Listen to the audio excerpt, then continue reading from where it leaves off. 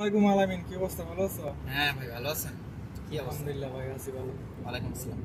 আচ্ছা ভাই, তোমার কাছ থেকে আমি তো নতুন মানুষ, ঠিক আছে? তাছাড়া এখন বাংলাদেশে অনেক লোক আছে সৌদি আরবে আসার জন্য পাগল, মানে সৌদি আরবে নাম শুনলে চলে 4 লাখ 5 লাখ খরচ করে আসে পাবো। হ্যাঁ, তো যেহেতু তুমি এখানে অনেকদিন ধরে আসো, তোমার অনেক এক্সপিরিয়েন্স সৌদি আরবের কাজ কাম বা কফিলদের সাথে কিরকম হয় বা বাঙালিরা কিরকম ওদের কাছ থেকে মানে সুযোগ সুবিধা পাওয়া যায় বা কিরকম, অনেকেই আছে যে বেশিরভাগ আইসেই প্রতারিত হয়। হ্যাঁ, হ্যাঁ, তো এটা তো আপনি অ্যাভেলেবেল হচ্ছে। এই বিষয়ে একটু খুলে বলেন আমাকে। এটা আসলে প্রথমত যেটা সব থেকে বড় প্রবলেম সেটা হচ্ছে গিয়া সাপ্লাই ভিসা।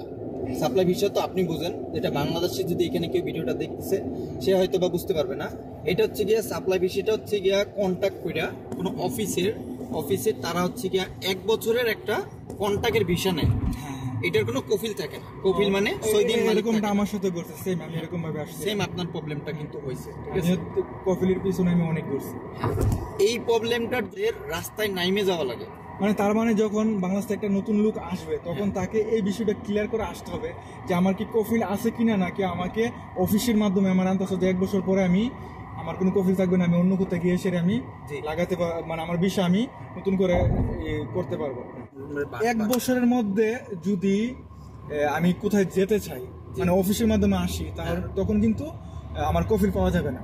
তখন আমার কিন্তু অন্য জায়গায় গিয়ে যদি আমি কাফেলা করতে চাই, আমার কাফেলাটা অ্যাকসেপ্ট হবে না। যেমনটা কি আমার সাথে হয়েছে, আমি 4 লক্ষ টাকা দিয়ে আমার দালালের কাছে আমি আসলাম। আসার পরে আমি একটা ভালো কোম্পানিতে ঢুকছি, আলহামদুলিল্লাহ আলমারাই কোম্পানিতে ঢুকছি। তো ওইখানে ঢোকার পরে আমার কোম্পানি থেকে আমাকে তলব দিছে আমি ইয়ে করার জন্য, আমার আকামার করার জন্য, কাফেলা হওয়ার জন্য। কিন্তু তখন আমি কফিল ভিসাটা পাই না। তখন আমি খোঁজ নিয়ে দেখি যে আমি একটা ফাউন্ডেশন এবং অফিসের মাধ্যমে আসছি।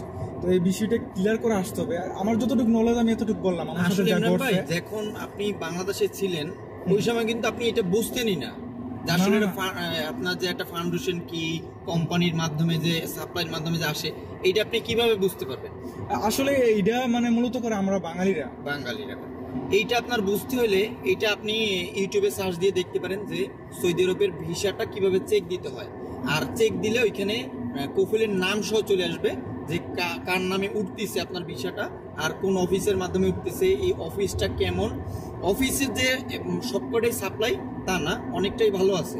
এইটা আপনি দেখলে, অনলাইনে দেখলে যেই নামটা আসবে সেই নামটা আবার সার্চ দিয়ে দেখতে পারবেন যে আসলে এই কোম্পানিটা কেমন, তাদের সার্ভিসটা কেমন, তাদের অন্য যে সার্ভিসটা আবার ট্রান্সপোর্ট দিচ্ছে কিনা, দিতে কোনো সমস্যা হয় কিনা, এইটা প্রপারলি পুরো দেখা লাগবে আপনার। দেখার পরে তারপরে আপনি আসতে পারেন ইনশাল্লাহ।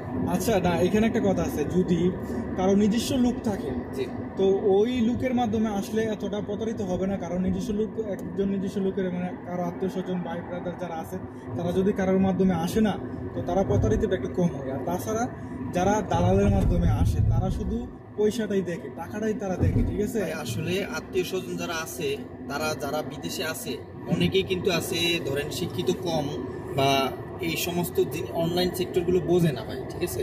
না, এখানে আমাদের মানে জেনে শুনে বুঝিয়ে আসতে হবে, ঠিক আছে? বা আমি যদি আসতে চাই বাংলাদেশ থেকে নতুন, তো আমার হয়তো আমার অনেক রিলেটিভ বা আমার ফ্রেন্ড সার্কেল আছে, তারা থাকে। তো তাদের সাথে আমার মানে কথা বলে মানে বুঝে নিতে হবে যে আমি এরকম ভাবে আসতে চাইতেছি, কিরকম ভাবে আসলে আমার কি হবে। তো এরকম ভাবে টিপস কারো কাছে নিয়ে যদি আসা যায় তাহলে ভালো হবে। আর না এতে মনে করেন যে ভাই এখানে আইসা ওদের অবস্থা খুবই খারাপ, যাদের নিজস্ব লোক নাই, 2 মাস 3 মাস 4 মাস 6 মাস পর্যন্ত বসে থাকতে, তারপরে এক জায়গায় কাজে যাবেন, একটা বাঙালি ধরবেন, তো ওইখানে দালাল, সব জায়গায় দালাল। 1000 1500 2000 টাকা দিয়ে সেটা আপনি কাজে যাবেন, ওইখানে গিয়ে যে আপনার কাজটা শিওর হবে এটারও কোনো গ্যারান্টি নেই।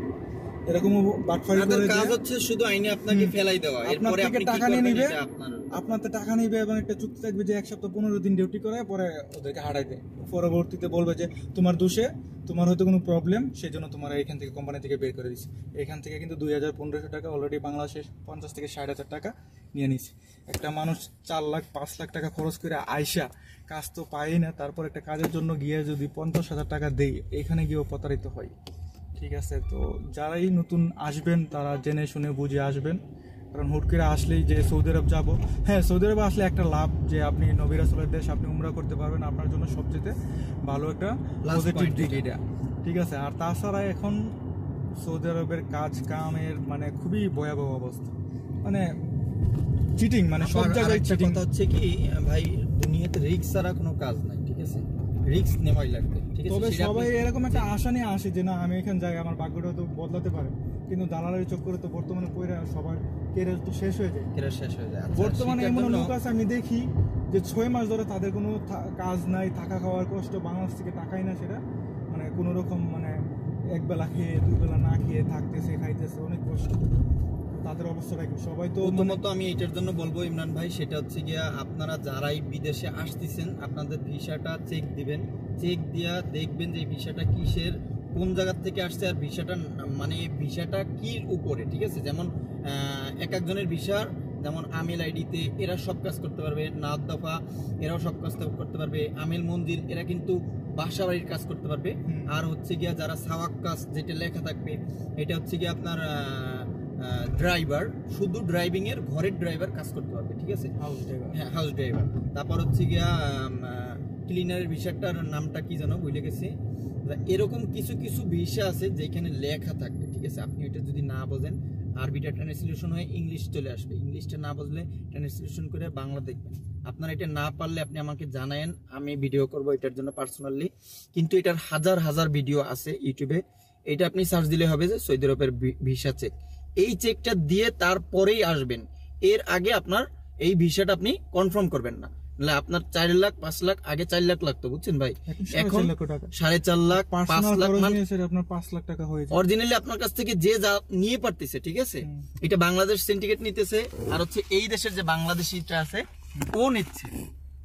এর পরবর্তীতে আপনার প্লেন খরচ এগুলো যদি আপনার বুঝাই দেয় যে এটা আপনার, তখন আপনার কাছ থেকে আরো টাকা নিচ্ছে, ঠিক আছে? এগুলো কিন্তু এই সমস্ত প্রবলেমগুলো আমরা ফেস করছি, আমরাও এইগুলো ফেস করে আসছি। এখন বুঝতেছি যে আসলে বেশি নিছে, এই করছে ওই করছে, ঠিক আছে?